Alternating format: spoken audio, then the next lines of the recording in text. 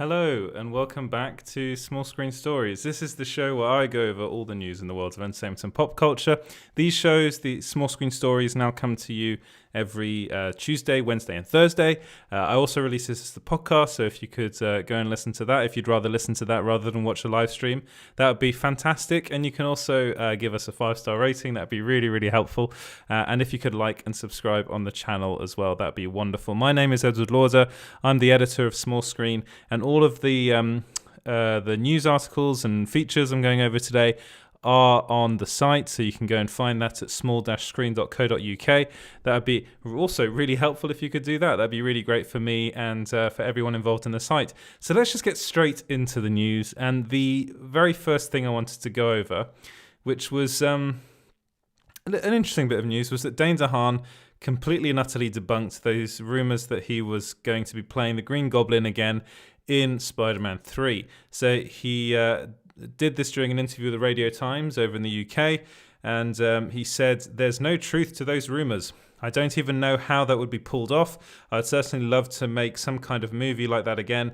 I like making superhero movies or that kind of world. I'm sure I'll find myself in that world again. I have no idea what they're doing with the Spider-Man movies now, but I don't really understand a world in which that would be possible."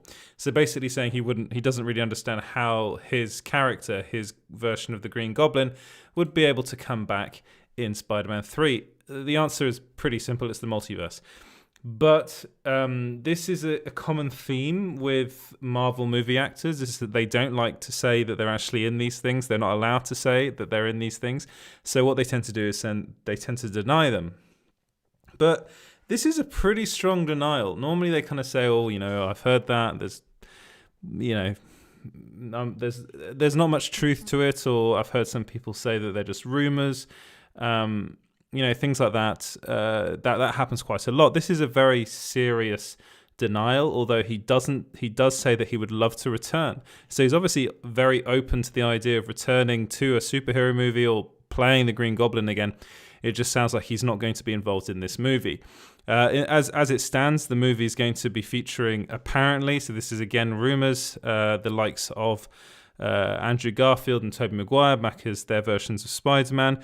Kirsten Dunst is also back. Emma Stone is reportedly back, although she's pregnant now, so I'm not sure how that will fit in. Jamie Foxx is back. Who else? Alfred Molina, Willem Dafoe, I've heard people saying. So there are all sorts of people that are reportedly back for this Spider-Man 3, which will explore the multiverse. We do know that's going to be the case. We know that Doctor Strange is going to be in the film, so he's obviously going to have something to do with the multiverse in here. It's rumored that this is going to be part of a trilogy, which will be WandaVision, Spider-Man 3, and then Doctor Strange 2. So there is scope there to bring those sorts of characters in. What do you guys think? Let me know your thoughts in the comments below. Please, if you can always answer these questions or ask me any questions you have in the live chat, either on Facebook or on YouTube. Let me know what you guys think of that. Let me know. I'd love to know your thoughts. Moving on. So Emily Blunt is reportedly in talks with Marvel Studios for Susan Storm, so the Susan Storm role. This is something that we reported a while back, but this is now being reported by Giant Freaking Robot. Apparently their sources have also told them that this is the case. They did say in their exclusive article, that they weren't sure which role she was up for, but it's their best bet is that it's Susan Storm. We were told that she is up for Susan Storm along with her husband, John Krasinski. So this is, again, it's just a bit of a development in the story, another outlet reporting the same things that we did. And I'm very, very excited to see her play Susan Storm. I think she'd be wonderful in the role. I think she's perfect for it. What do you guys think about that? Do you like the idea of her playing Susan Storm? Let me know in the comments. There are also rumours, and this comes from Daniel Rickman, that Phil Coulson is going to be returning to the present-day MCU. So he, of course, played by Clark Gregg in Agents of S.H.I.E.L.D. And now there's kind of like we're not really sure whether that's actually going to be whether it's going to end up being like what's the word? Kind of canon or not, the Agents of S.H.I.E.L.D. So we're just going to have to wait and see, really. But it's something that I am really looking forward to seeing. Hopefully, fingers crossed, they will bring him back, because he's been in the MCU, but Captain Marvel and things like that. So that Captain Marvel was set in the 90s. Of course, not really officially, but as far as superheroes are concerned, in the actual MCU, Coulson died in the Avengers, and the only, I believe I'm right in saying, the only member of the Avengers, let's say, that knows he's still alive is Nick Fury. Is Agents of S.H.I.E.L.D. canon? I don't know. They're finishing the season. They're finishing the show with this latest season that's going to be done. I feel like it's been kind of forgotten by many people at Marvel Studios, and they're kind of trying to move away from that sort of television and into like their more kind of WandaVision stuff, which is very much kind of Kevin Feige led. So a lot of the stuff that wasn't led by Kevin Feige, I think, is being kind of left to the wayside, which is a shame, because a lot of that stuff was really good. Like the Marvel Netflix TV shows were really, really good. I think a lot of Agents of S.H.I.E.L.D. is good as well. But like it means that maybe like their version of Ghost Rider, which was in the show, won't be the official version, and stuff like that. Which is a shame, but also not really, because I understand them wanting to really streamline this a bit more now that they also have control. Like Marvel Studios has control over everything now, so specifically Kevin Feige, so I think he really wants to streamline everything. Right, so let me know what you guys think about that in the comments below. If it's something that, are you really that bothered about Phil Coulson returning? Is it something you'd like to see? Let me know in the comments below. Right, moving on to James Mangold has teased that Indiana Jones 5 could be set in the 1960s. So he actually tweeted, so the tweet began with him saying the Velvet Underground are effing great. That's it, that's my tweet. And then underneath in parentheses, he said, note, I'm mentally living in 60s New York right now, because that's where all the movies I'm working on take place. What's the movie he's working on right now? It's Indiana Jones 5. So, I mean, he's working on it. I believe they're going to start production in a couple of weeks. And he is, of course, the director. He was confirmed to be the director by Kathleen Kennedy at the Disney Investors Day presentation, which was something that we'd been talking about for a long time before this was officially announced by Kathleen Kennedy. So this is going to be the first Indiana Jones movie not to be directed by Steven Spielberg, which is going to be weird. It's going to be interesting as well. I think it's good to have some new blood in it. Whether or not they can have it set in the 1960s, to me, is a bit strange, I suppose. But also, maybe it makes sense, actually. Does it make sense? Because how old? So we're talking about... So The Last Crusade, which in my head I count as the last canon Indiana Jones film, that was set right before the Second World War. So that would have been, 1940s? So I suppose 20 years on would be the 60s. So no, actually, it does work. New York, 1960s. That's it, guys. That is confirmed. That's where we're going to have. If my maths is right, that is where we're going to have Indiana Jones 5 in the 1960s, which is a great time. We're going to see. We are going to see Harrison Ford come back as Indy, which is also great news. And James Mangold is a fantastic director. He directed my favorite comic book movie of all time in Logan, and I'm really, really looking forward to seeing what he does with that franchise. Let me know what you guys think about that in the comments. Are you excited to see Indiana Jones 5? Is this something you're looking forward to? I really am. Really, really am. Indiana Jones is one of my favorite franchises of all time. And also, the fun thing about Indiana Jones 5, or fun, the thing that I think means that this next film is going to be good is that the odd films tend to be better than the even movies. So the first Indiana Jones 5 was really good. Indiana Jones movie was really good. That was the Raiders of the Lost Ark. The second one wasn't great. That was the Temple of Doom. The third one is, in my mind, the best one. Still, I recently rewatched it, The Last Crusade. I think that's fantastic. And then the fourth one was a load of rubbish, which was Kingdom of the Crystal Skull. Genuinely terrible. So with that logic, it means Indiana Jones 5 is going to be great. Fingers crossed. Let me know what you think about that in the comments below. Right, moving on. The pug Tolani just commented, I'm sure that Dane isn't lying. He made it pretty clear that there was no truth and didn't leave it open-ended like Fox did. You know what? You're right. You are right. He was very, very adamant about it. And I don't think he's lying. I think he's telling the truth, because what purpose would it serve him to lie about this. Again, as I was saying, it just sometimes actors involved in Marvel films do lie about this sort of thing. What's her name? The actress that was just cast as She-Hulk, Tatiana Maslany, I think is her name. I hope I'm pronouncing that correctly. She adamantly denied that she'd been cast as She-Hulk, but she had been. So it does happen. It does happen. That's all I'm saying. But thank you very much, the Pog Talani, for commenting. And you are right. You are right. He was very, very adamant. I hope. Again, I don't really want to see him back anyway. I already think there's enough in that film as it is, if all these rumors are true. So, yeah, you're probably right. Right, moving on. And moving on to a Spy Kids reboot. So it's been revealed, I believe it's actually by Variety, that, let me just check, that Robert Rodriguez is working on... Oh, no, it was Deadline. Sorry. That Robert Rodriguez is working on a Spy Kids reboot. So I'm a massive fan of Robert Rodriguez's. I think the Spy Kids films are underrated gems. I think Spy Kids 4 wasn't great, but Spy Kids 1, 2, and 3 were really good. And we really saw kind of almost peak Spy Kids with We Can Be Heroes. So I'm a big, big fan of the franchise, and I'm a big fan of Robert Rodriguez, and I'm really, really looking forward to seeing what he does with another Spy Kids film. So I'm pretty sure it sounds as though this one might not have the original cast. I would love to see the original cast, like Antonio Banderas, Alexa Vega, Daryl Sabara back. Why not? Danny Trejo back as well. I'd love to see all of them back. Carla... is it Gugino? Gugino? Is that how you pronounce her name? She's been in a lot of stuff since. She's been in the Haunting of Hill House and all those shows and stuff like that. She was in the other Stephen King adaptation, which was, I'm forgetting the name right now, but it's on Netflix. It's fantastic. But yeah, like she's been in a lot of good stuff since. So they're quite also. I think Alexa Vega was back as her character in, I think it was her in We Can Be Heroes.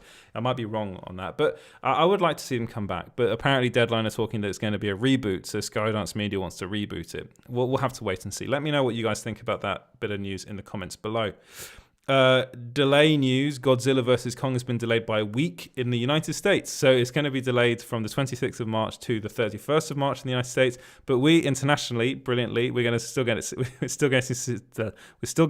it on the 26th of March because it's not coming to HBO Max here. We don't have HBO Max. So internationally, it'll still be released on the 26th of March if cinemas are open. As for where it's going to be streaming-wise, I'm pretty sure it's going to end up on Sky in the UK, and I'm not sure in other places. Maybe France, I think, will be Canal+, but that'll probably be a long, long ways off, but it'll still be coming to Sky. So yeah, we're going to wait to have people in the United States are going to have to wait a week to watch it, which I think is because they're flipping it with Zack Snyder's Justice League. That's why I think they've done that. That's what Grace Randolph said anyway, so I think she's probably right about that. Right, moving on. The Old Guard 2 has reportedly been given the green light by Netflix. This comes to us from the Illuminati, and they're pretty much spot on their scoops. So what does that mean? Well, there is a sequel comic book that I'm blanking on the name right now that they did after. Of course, the comic books, the graphic novels are by the Russo brothers. They're really good, actually, the graphic novels. You should check those out. But yeah, it looks like, excuse me, it looks like the Old Guard 2 is happening. So it's the Old Guard Force Multiplied. So that's. I wasn't a massive fan of the Old Guard. I'm going to be honest with you guys. I thought it was fine. I thought it could have been better. It did feel a bit like a kind of one of those superhero movies we got back in the 2000s, the early 2000s.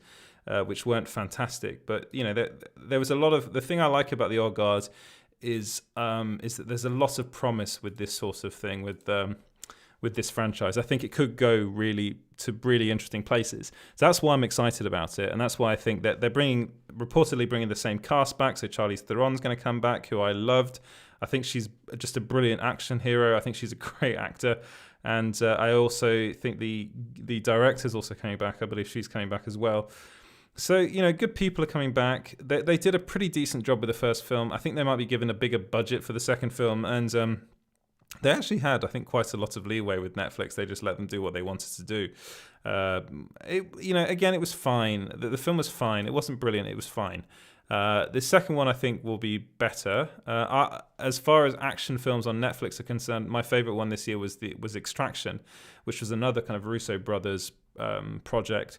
But I like the fact that they're doing these. And maybe I'm wrong about the Old Guard. Wasn't the Russo brothers? The Old Guard, the Extraction was the Russo brothers. And I want to see who did the Old Guard comics, because I believe they are based on comics. I'm pretty sure I read them. And so Gina Prince Blythewood was the director, and she's coming back. So it's Greg Rucka. He did the comic series. And they're Image comics. So it's really, really good, and I think you should check them out as soon as you can. You can go and read those. Go and get the Image comics. Image Comics is a great brand. Right, moving on to the exclusive actually of the day, and that's that Taron Egerton has been cast. So I'm going to say reportedly here, because I will admit that this is a source I haven't actually worked with before, but they told me that Taron Egerton has been cast as John Constantine in the Netflix Sandman series. So the Sandman is if you haven't heard of the Sandman, then what are you doing in comic books? But no, it's a really, really good comic. It's quite a long series. I think I've got it all behind me. It's by Neil Gaiman. Really fascinating series, and just has some great moments in it. It's all about dreams, so Morpheus, also known as the Sandman, and how a lot of it. So I think the series is going to go over the first 2 volumes, so which is going to be more about Dream is captured by a warlock and a human, and ends up spending many years in captivity, and then ends up getting his powers back, manages to escape. And it's more about him trying to get his life as a immortal back on track, and he's trying to recuperate all his things. And one of the characters he comes across is John Constantine. And John Constantine is, of course, a very famous DC Comics character. And in this, he helps the Sandman to get his sand back. It's a really fascinating kind of moment, and it looks like Taron Egerton is going to be playing that role, which I think is perfect. Taron Egerton, incidentally, is from Merseyside, which is where kind of the area that John Constantine is from. He would therefore be the first actor ever to play the role who's actually from the place where the character's from. He also, full disclosure, he did voice the character in the Audible Sandman series, book, which is brilliant, by the way. If you want to listen to that, do. It's got James McAvoy in it as Dream. It's got an incredible cast, and Taron Egerton is one of those people in that cast. So it looks like they brought him over from that and into the series, which I think is a really good idea. There were people that were desperate to see Matt Ryan play the role. As it stands, the only official cast member is Tom Sturridge, who is apparently playing Dream. The other one that people have been talking about is Gwendolyn Christie. I'm not sure who she'll play in the show. I was thinking of all the kind of going through all the characters in my head. There are a lot of characters, so this is a show that there will be a lot of people cast in this show. So again, I will say that this is something that was brought to us by a source that we haven't worked with before, but they were able to give us enough documentation and stuff that I ended up kind of running with it, because I was like, I believe them. If it turns out not to be the case, then I will make that clear in the article. But as it stands, I am pretty. Let's say I'm 70% sure this is happening and this is actually a thing, but I would just wanted to let you know, be completely honest with you, that this is someone that I haven't worked with before. I was waiting on confirmation from some people that I have, but they weren't able to confirm anything for me. So I am sticking my neck out on this one, and I'm a bit worried about it. But it's been a while, so that they came to us a while ago.